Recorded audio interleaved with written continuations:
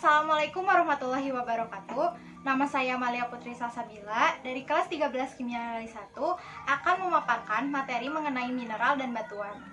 Mineral merupakan bahan padat anorganik yang tersusun secara alamiah yang terdiri dari unsur-unsur kimiawi dalam perbandingan tertentu, di mana atom-atom di dalamnya tersusun mengikuti suatu pola sistematis.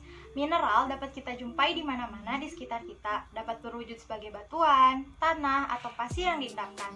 Apabila kondisi mineral dibatasi oleh bidang-bidang rata dan diasumsikan sebagai bentuk-bentuk yang teratur, maka dikenal sebagai kristal. Kristal secara umum didefinisikan sebagai bahan padat yang homogen dan memiliki pola interval dengan susunan 3 dimensi yang teratur. Bahkan 90% kerak planet kita atau bumi terdiri dari mineral yang sebagian besar terdiri dari silikon dan oksigen. Syarat benda dapat dikatakan sebagai mineral yang pertama berbentuk padat, terbentuk secara alami, anorganik, memiliki komposisi kimia tertentu, dan memiliki bentuk khusus. Bentuk mineral di alam kebanyakan tidak seideal sistem kristalnya. Faktornya adalah getaran bumi, longsoran, atau injeksi magma. Terdapat 2 cara untuk dapat mengenal suatu mineral. Yang pertama, dengan cara mengenal sifat fisiknya. Yang kedua, melalui analisa kimiawi atau analisa difraksi sinar X. Sifat fisika mineral yang dapat dipakai untuk mengenali mineral adalah bentuk kristal, berat jenis, bidang belah, warna, kekerasan, goresan, dan kilap.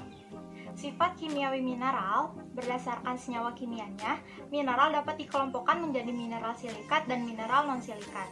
Mineral silikat merupakan persenyawaan antara silikon dan oksigen dengan beberapa unsur metal, contohnya kuarsa. Sedangkan mineral non-silikat merupakan kelompok mineral yang penyusunnya bukan dari silikat, contohnya sulfida, oksigen, sulfat, dan karbonat. Batuan merupakan mineral yang membentuk kerak bumi. Terdiri dari mineral-mineral terbentuk secara alami dan tidak hidup. Secara umum, komposisi batuan di permukaan bumi didasarkan atas jenis batuannya, didominasi oleh jenis batuan sedimen yang menutupi hampir 66% permukaan bumi, sedangkan 34%-nya berupa batuan ekstrusi 8%, batuan intrusi 9%, dan batuan metamorf 17%. Macam-macam batuan. Yang pertama ada batuan beku. Batuan beku merupakan jenis batuan yang terbentuk dari bahan dasar magma yang mengalami pendinginan dan kemudian mengeras tanpa melalui proses kristalisasi. Contohnya batu apung, batu oksidian, dan batu granit. Yang kedua ada batuan sedimen. Batuan sedimen merupakan batuan yang berasal dari proses endapan dan material erosi. Contohnya batu konglomerat, batu kapur, batu pasir.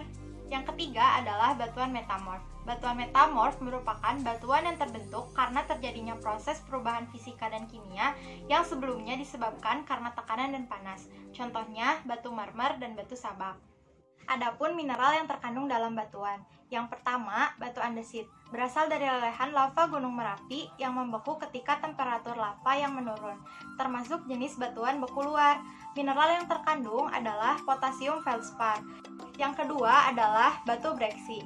Pada proses terbentuknya dihubungkan dengan adanya tenaga tektonik seperti runtuhan, lipatan, dan sesar sungkup. Mineral yang terkandungnya adalah granular dan oksida besi. Yang ketiga adalah batu granit.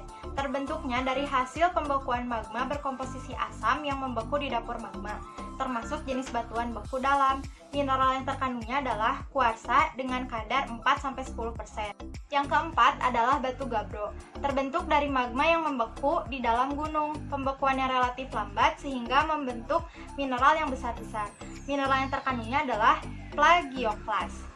Yang kelima adalah batu obsidian. Terbentuk dari hasil erupsi gunung berapi yang berkomposisi asam yang pembekuannya cepat sehingga akan terbentuk gelas atau kaca. Mineral yang terkandungnya adalah kuarsa dan kristal feldspar. Dan yang keenam adalah batu liparit, terbentuk pada pembekuan magma yang sudah keluar karena perbedaan tekanan udara. Terbentuk dari magma asam sehingga warna yang dihasilkan terang. Mineral yang terkandungnya adalah kuarsa dan biotit. Adapun struktur batuan beku. Yang pertama, struktur batuan beku ekstrusif, yaitu batuan beku yang proses pembekuannya berlangsung di permukaan bumi. Contohnya pilau lava yang menyerupai bantal yang bergumpal-gumpal. Yang kedua, vesikular, yaitu memperlihatkan lubang-lubang pada batu tersebut. Yang kedua adalah struktur batuan beku intrusif. Batuan beku yang proses pembekuannya berlangsung di bawah permukaan bumi. Berdasarkan kedudukannya terhadap pelapisan batuan dibagi menjadi dua. Yang pertama konkordan, yaitu struktur batuan beku yang sejajar dengan pelapis di sekitar. Dan yang kedua diskordan, struktur batuan beku yang memotong pelapis di sekitar. Tekstur batuan. Yang pertama adalah tingkat kristalisasi. Holokristalin, hampir disusun seluruhnya oleh kristal. Hipokristalin, disusun oleh kristal dan gelas. Holohialin hampir disusun seluruhnya oleh gelas. Yang kedua adalah ukuran butir. Ada paneritik, artinya hampir seluruhnya tersusun dari mineral-mineral berukuran besar.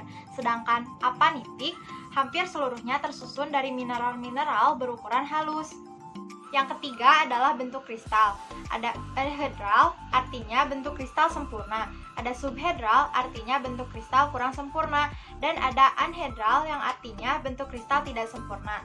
Yang keempat, berdasarkan kombinasi bentuk kristalnya dibagi menjadi dua, yaitu unidiomorf dan hipodiomorf. Bagaimana cara mineral terbentuk di alam? Pembentukan mineral tidak lepas dari pembentukan batuan, sebab mineral yang menyusun batuan di alam. Adapun perbedaannya, mineral berdiri sendiri, sedangkan batuan terdiri dari berbagai ukuran dan jenis mineral. Fakta di alam, yang pertama, pembekuan lava yang menjadi batuan beku. Yang kedua adalah sedimentasi laut. Yang ketiga, pengaruh tekanan atau temperatur di bawah permukaan bumi. Dan yang terakhir adalah pencampuran dua jenis magma. Sedangkan analisis batuan dan mineral yang dapat digunakan dapat berupa metode klasik yang dimodifikasi ataupun metode baru. Dapat menggunakan spektrofotometri dan yang lainnya. Sekian materi yang dapat saya sampaikan. Mohon maaf apabila ada kekurangan. Semoga bermanfaat. Wassalamualaikum warahmatullahi wabarakatuh.